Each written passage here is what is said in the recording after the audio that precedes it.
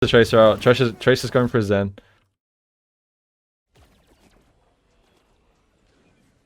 He hits all of his stickies.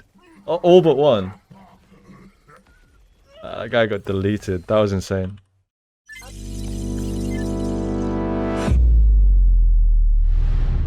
What's up guys, my name is Coach Hayes and welcome to a new video. Today we're going to be reviewing Paris Eternal new flex DPS player Naga. As we can see here, he's playing on his account, his Smurf account, Diligent. I believe he's going to be playing a lot of the Echo here in this game. First thing we always do when we break down a review is we look at the compositions first. This is not a scrim, this is a ranked game, so obviously some of the compositions we're going to see here are not going to be meta compositions, but I think nonetheless we can get an early look at Naga and get an idea for his play. So compositions that his team is running, they have Hog, Zarya, McCree, Echo, Zen, Lucio. One of the interesting things, okay, so they have a Mercy. So they do have a Mercy.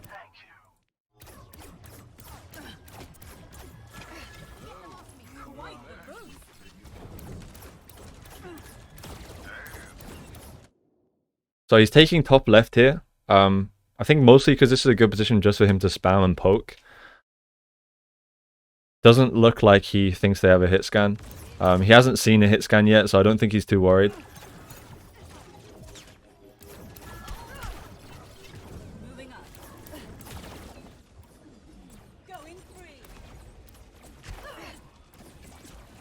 Wow, he has so many nice projectiles there onto the Echo. Wins that 2v2. And now that he's got that pick, he's just going forward here. He's making sure that he gets the finisher. He still has beam as well. Okay, so he just pretty much outplayed the Echo here. Takes the Echo out. Obviously, after he's killed the Echo, he knows that his team can go forward. And so they're just pressuring forward more, and nice cleanup there. He doesn't have to worry too much about any hit scan pressure when he's playing the Echo here. Because if we look at the enemy composition, they have Sig, Ball, they have Sig, Ball, Tracer, Echo, Bap, and Mercy. He does have to kind of worry about the Baptiste peppering him from the low ground, but realistically, shouldn't be an issue. Notice there how he's going closer to the ball. I believe he's going closer here just to try and land some stickies. It's a lot easier to land these stickies if you're close range. If you're too far away from the ball here, it can be quite difficult. So just going close range there. Oh, he takes the Echo out again. And he still has his beam. He's gonna, yeah. Gonna beam.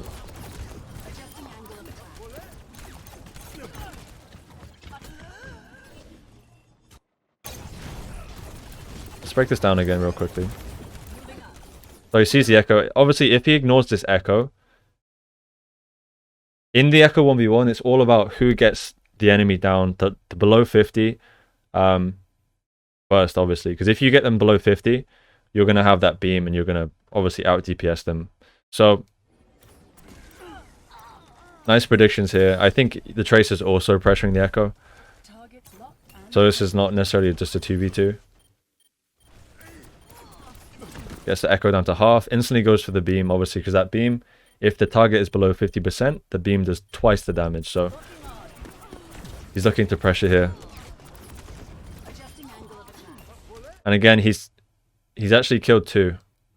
They've killed two so far. So the enemy Sigma is dead and the enemy Echo is dead. So doesn't have to worry. He does get pressured quite low from the Baptiste. So we just start to back off. And his Mercy's also dead. So yeah, he's backing off here, trying to pick her up. Not greeding, not overextending there. He knows that his team already won the fight, so he's backing off. Picking up his Mercy. My god, he's hitting so many of these projectiles. And this is not as easy as it looks, folks. Like, this is not these are not easy projectiles to hit from that kind of range. Let's go back and rewatch this.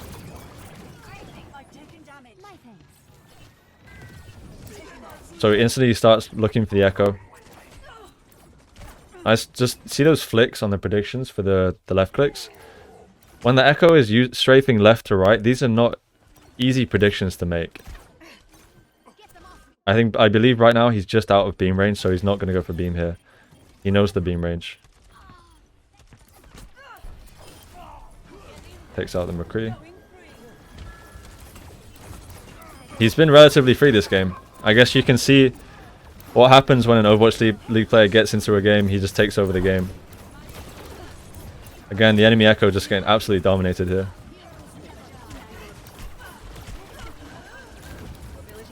Oh.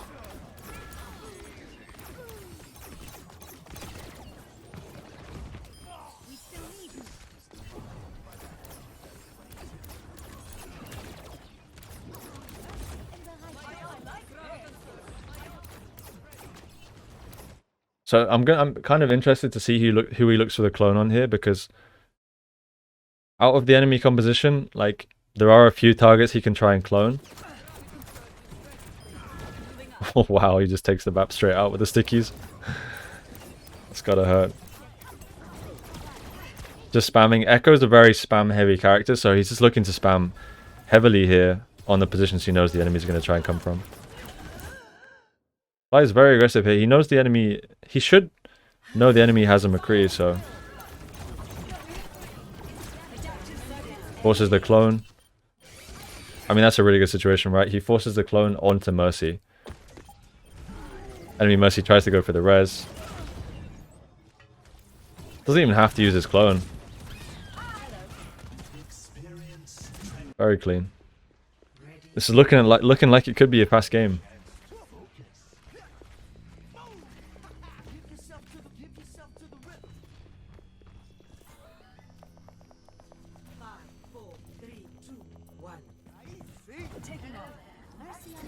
So this is a pretty Widow heavy point, so I expect him to assume the enemy is going to run a Widow here. So I want to see how he's positioning right at the beginning, because how he uses these pillars to LOS the enemy Widow is going to be important here for how he's playing this point. His team have Echo, Widow, Zen, Mercy, Hog, Zarya. Pretty similar to what they had last time. And the enemy team has Hog, Ball, Widow, Tracer, Zen, Bap. So he sees the Widow here. He is peeking her. Pretty risky. But he's using the pillow now just to avoid this line of sight. Peeking in and out. Trying to get visual on the enemy Widow. I want to see if he's going to try and close the distance here on the Widow and go close. He is. Oh my god. Okay, so he takes the BAP down. I don't think he expected the Baptiste to be here when he pushed forward.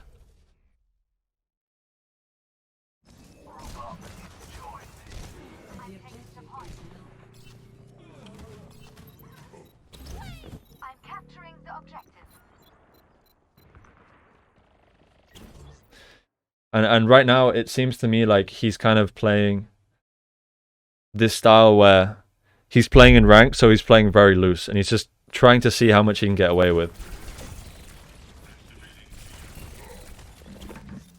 So he's now on the Tracer. It is quite hard to play Echo here if they're running the Widow, because that Widow can control so much line of sight, and you can feel kind of trapped on the Echo. You're in a situation where if you play slow and play to spam, you're going to get picked off eventually by the Widow, and if you hard engage the Widow, you're putting yourself in a risky position. So his team has now swapped off the Mercy. He swapped off the Echo. Now running a Brig and a Zen. Still running the Zen, but this composition now should be very adept at dealing with this Wrecking Ball. The Wrecking Ball is hard countered pretty much by the enemy by a Brig. So, oh my god. He just one-clipped him, pretty much.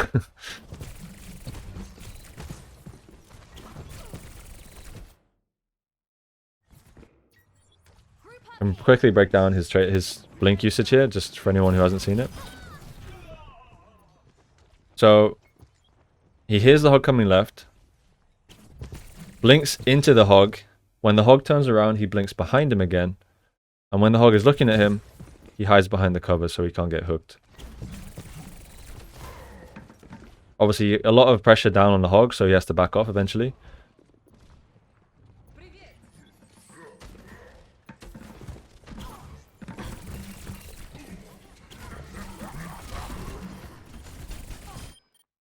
Really, really subtle the way he's taking space here, but nice use of taking space here. Like, he comes left side, He sees that the hog is out of position based on where his teammates are. He sees there's no one else around the hog. So he's not going deep for the enemy Zen. He's not going deep for the enemy backline. He's happy here just to take out this hog, who he sees is out of position. And obviously the point is the king here, so he's not needing to go for this Zen BAP if the point is still under their favor. He does try and blink towards the high ground. I haven't seen that spot actually where you can get on top, but almost makes it.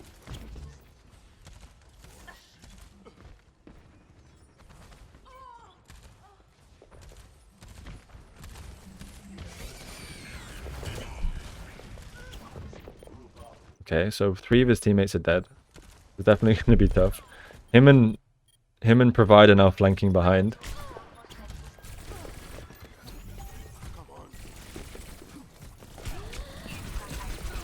They're on a mission. Oh my god. He kills the ball. He kills the widow. He's going to survive too.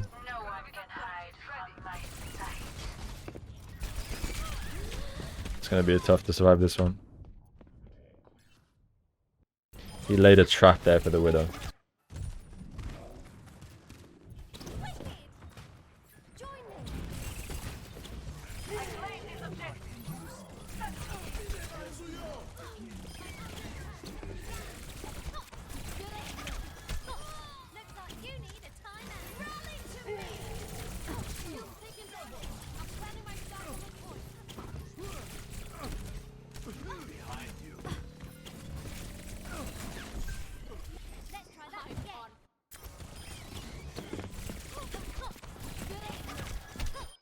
So he knows the Tracer has no recall. He's happy just to finish her off. This is simply just a cleanup now. Like, the team is using rally. They're going forward. Enemy Zen's way out of position there. Not sure this blink was too necessary, but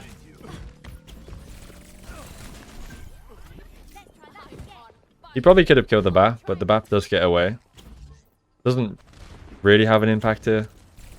Okay, so he's taking top right. Now this is a really nice position from him just because it denies the enemy Widow from taking this spot. And the enemy Widow can't really get up here and take a 1v1 with him. He has the option from here if he wants to. He can get on top of this ruins here. But I think he's just going to put pressure on the Widow here. Is he going to go for the stick? He's just causing a nuisance for the ball.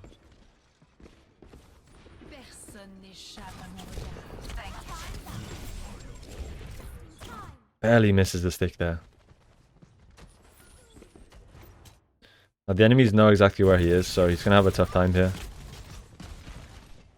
Also is like 3 seconds on his recall, so he has to wait and be patient.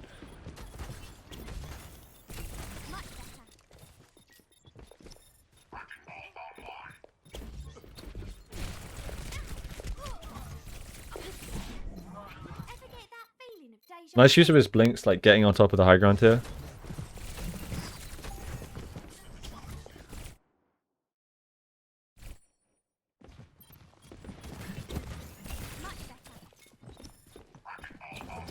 He goes to the Widow.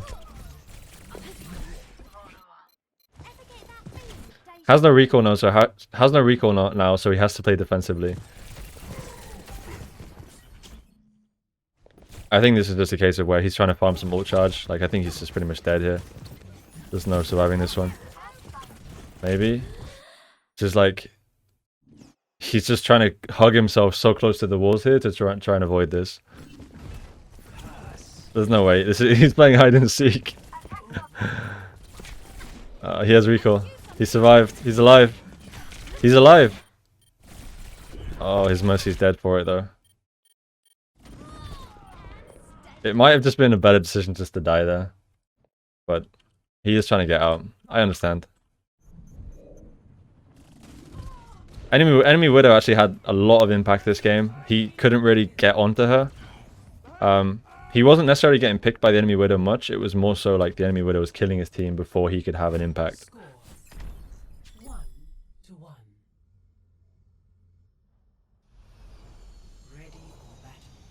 So we see him back onto the Echo now. And Provide is... Ooh, Provide was looking like he was going to go into Mercy there.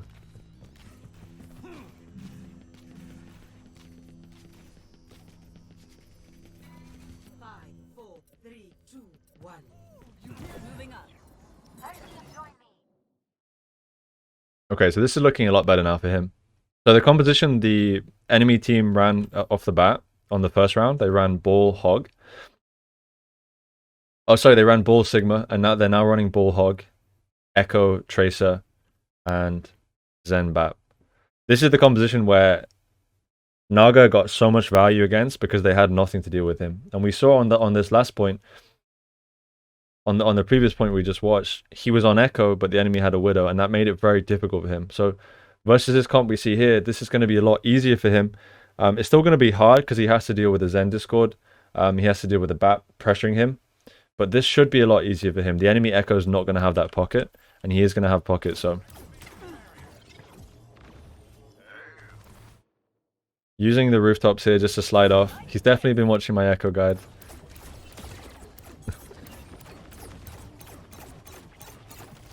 I like this spot a lot because he can just poke and spam from here and put pressure. Playing at a range here where this hog can't land a hook. He's not going to land that hook. He is taking left side here. Look at how he's kind of controlling space here. His team have kind of shoehorned them into playing on this roof. He almost got a pick on the Zen. His Mercy's actually kind of left him right now. So we're probably going to see him play a lot more defensively here. Always going for the assassination. Oh, Zen is so dead. Yeah. There's no surviving that one. I think he's also dead unless Mercy can heal him. Oh, Mercy doesn't see him. That's kind of sad. But I like this position a lot. I think, honestly, Mercy should just stay with him here. Like, he is the carry, not the McCree. So if Mercy stays with him... Did she fuck up? I think she messed up. Yeah, I really think Mercy should stay with him here. This Zen is going to be... The Zen is 100% dead if Mercy's staying with him.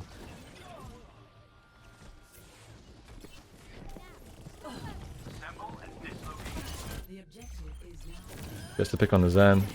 But unfortunately from here, Mercy's pocketing McCree. Okay, he gets rezzed. Oh my god. He just takes the Echo out in 3 shots.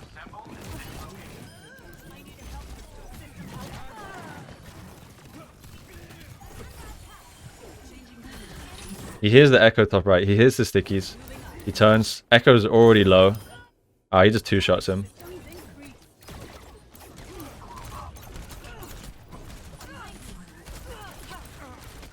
He's getting pressured really hard, and his Mercy's getting pressured, so he just back off.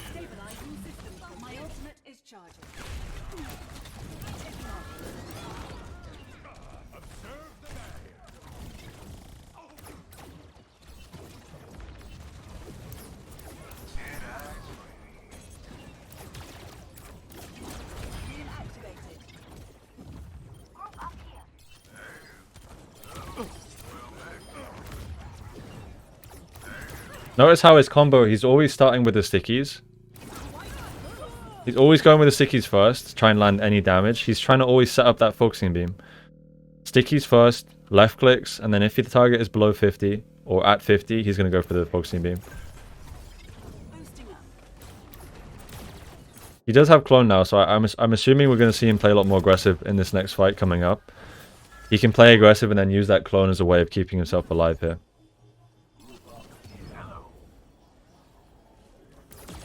Again, controlling this position.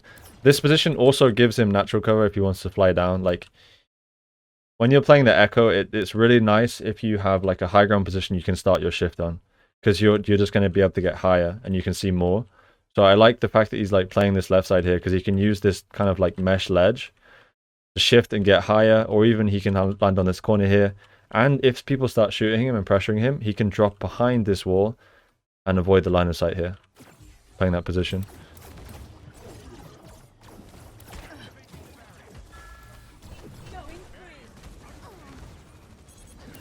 And he's just poking away. He's poking away and looking for any openings that he can find. He does drop and go for the Zen. He's going for the assassination. Oof. Enemy Zen did a good job reacting there. Whenever someone's not aware of him, he's dropping down really, really close like this, going for the stickies, and then trying to follow up with the focusing beam. Mobility increased. Right there, he didn't even hit any left clicks. I believe he just straight up killed the Zen with stickies. Zones increased.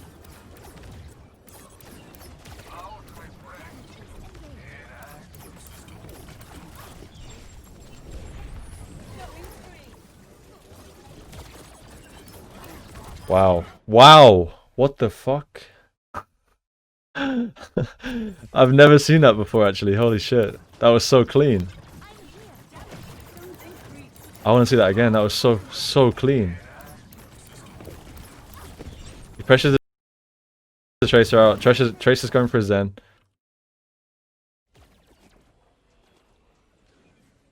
He hits all of his stickies.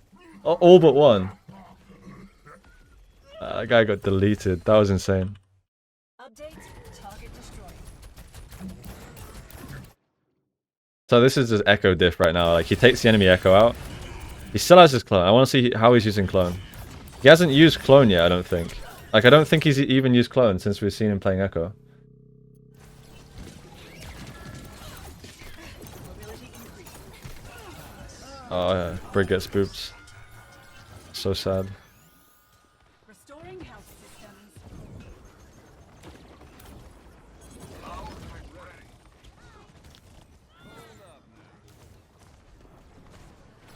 Adjusting angle of attack. Again, he's defaulting back to his position on top left. Zones increased. Really impressed by his predictions on the Echo. Like, these are not easy shots to hit, but he seems to be landing them very consistently and being able to predict. Alright, he's going to go for clone here, surely. I think he would have cloned there had the McCree hit like a few shots on him. He would have cloned just defensively.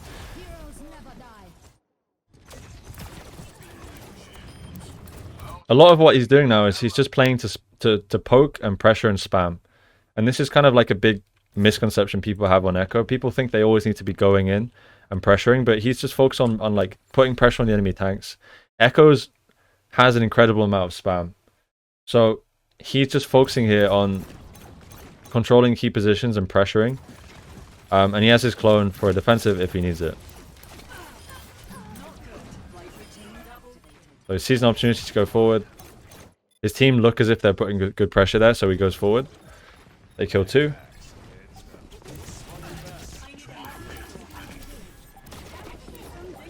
Tries to predict the recall. Tracer has no recall now, so she should die realistically. Moving up. Adaptive circuits engaged. Okay, he goes to the clone towards the end here. Brigitte. I think he just wanted to use it here. Catching you up. Team kill. Doesn't really have too much impact there, but mostly really good spam and pressure there from Naga. His Echo definitely really impressive. Like, I'm not kidding you. I've never seen an Echo land all stickies like that before from that kind of distance on a moving target. Like that is incredibly hard to hit. Super clean predictions there from Naga. Definitely his Echo's looking really clean. He did mention to me that his Tracer is not one of his heroes that he's usually playing. He is a flex DPS. So he's usually playing the projectiles, the Pharah, the Echo, the Genji, Mei, Torb, whatnot. Not necessarily a hit scan player, but his Tracer also didn't look too bad. Alright guys, well this was a bit of a shorter review today. We only reviewed the one map, but I think this was actually a really good review. We got to see like kind of like an insight into Naga's play. Definitely his Echo is looking really clean. I'm really looking forward to seeing him play for Paris in next year's Overwatch League. Thank you guys for watching. If you did enjoy this video, I'd really appreciate it if you could hit a like on the video and maybe even consider subscribing to my channel. Thanks for watching guys, and I'll see you in the next video.